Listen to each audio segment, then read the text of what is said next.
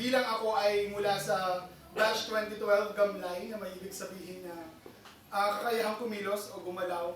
Ang bibig kasi kung dalawang tula ay may kinalaman sa yung una sa paglubog at yung ikalawa sa pag-angat. Okay. Para sa unang tula, ang pamagat po nito ay Batang Pahagis na inspired nung mga bata na sumisisid ng mga barya sa mga pantalan sa Samar, meron din sa Camiguin, yung naghihintay sila ng mga turista na maghuhulog ng barya sa kanila para sisirin nila. Ito. Batang Pahagis. Hingang malalim, mag-iipon ako ng maraming hangin, yung sapat sa kung gaano katagal ko kailangang manatili sa ilalim. Muli akong lulubog, hindi perlas ang sisisirin, kundi sina Rizal, Aguinaldo, Mabinit, Bonifacio. Malinaw ang tubig, marahan itong idunuduyan palayo ang baryang inaabot ko. Ngunit mas malakas sa mga bitid-bisig kaysa pag-agos nito. Ilang beses ko na bang inalok itong dagat? Pinatigil na ng lamig ang aking pangangatog. Dito, walang pawis ang pagod. Kung pwede nga lang ay dito na matutulog.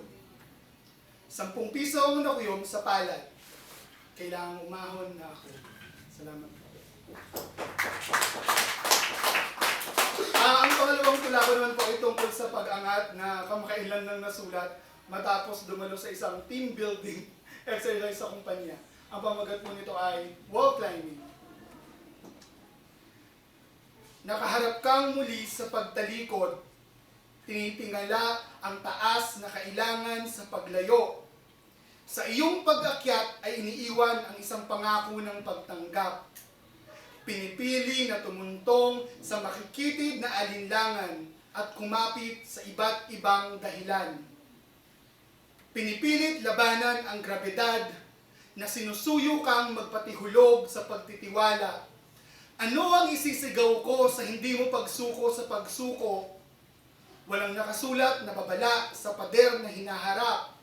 Narito sa ibaba ang banta. Inaabangan ang bawat hakbang mo ng pagtanggi.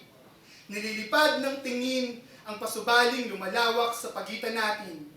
Inuusal ang isang sumpat panalangin. Mahulog ka sa akin. Salamat.